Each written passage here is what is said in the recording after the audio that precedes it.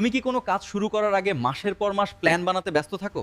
তারপর দেখো প্ল্যান শেষ, এনার্জি শেষ, কিন্তু কাজটা আজও স্টার্টই হলো না। আজকে কথা বলবো একটা দারুণ বই নিয়ে, রিওয়ার্ক, যেটা তোমার কাজ, ব্যবসা আর প্রজেক্ট দেখার চোখটাই বদলে দিতে পারে। রিওয়ার্ক বলে লম্বা লম্বা প্ল্যান আসলে শুধু গেস প্রে অনুমান।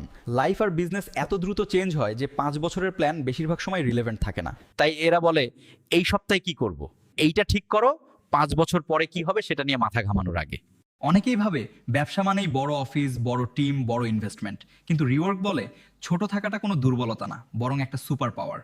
ছোট হলে তুমি দ্রুত ডিসিশন নিতে পারো, দ্রুত এক্সপেরিমেন্ট করতে পারো, আর দ্রুত ভুল থেকে ঘুরে দাঁড়াতে পারো। বইটা একটা কথা বারবার বলে, একটা পারফেক্ট না, শিপ করো।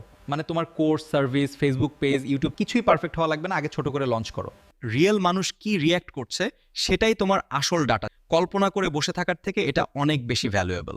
আরেকটা পয়েন্ট, নো টাইম কোনো এক্সকিউজ না। সময় না থাকলে ছোট করে শুরু করো, 30 মিনিট, 1 ঘন্টা, কিন্তু কনসিস্টেন্ট থাকো।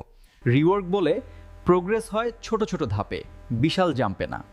এখন প্রশ্ন, তুমি কি এখনো প্ল্যানিং মোডে আটকে থাকবে, নাকি আজকে রাতেই তোমার ছোট একটা কাজ শুরু করবে? হয়তো একটা পোস্ট, একটা ভিডিও, একটা ছোট সার্ভিস, কিন্তু আজই। তুমি যদি এমন গুরুগম্ভীর আলোচনা আর প্র্যাকটিক্যাল বুক আইডিয়া পেতে চাও, তাহলে এই পেজটা ফলো করে থাকো। আগামী ভিডিওতে রিওয়ার্ক থেকে আরেকটা পাওয়ারফুল আইডিয়া নিয়ে ডিপ ডাইভ করব।